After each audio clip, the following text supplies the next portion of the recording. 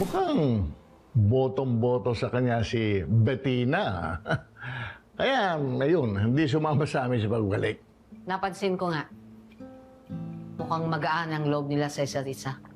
Sige, hintayin ko na lang siyang bumalik, Papa. Olga, sandali. Kapag nakasal na si Jesus, at siya na ang tumatayong ulo ng tahanang ito, siya na ang pagsisilbihan mo.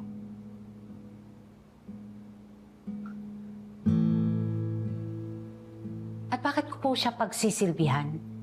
Eh, mas magaling ako sa kanya sa negosyong ito. At isa pa, Papa, apo mo lang siya.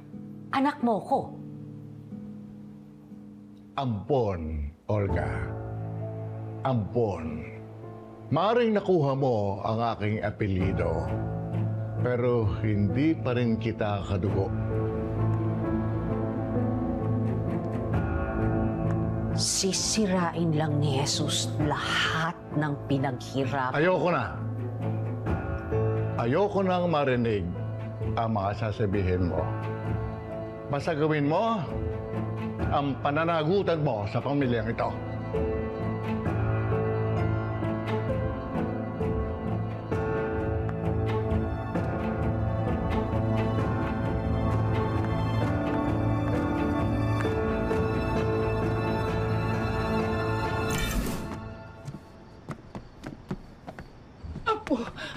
Ano bang nangyayari? Ano ba?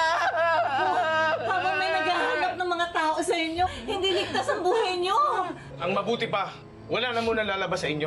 Magto, ano ba? Ano ba? Samantha, hindi ako papayag na makuha ni David lahat ng pinaghirapan ko. Kaya sasabihin ko na sa iyo ang totoo. Huhubugin kita bilang isang Montenegro. At kapag nailigpit ko na si Papa, si Ramon, si David, at lalo na yung tanggol na yan, ikaw ang magmamana ng lahat ng pinagkait nila sa akin.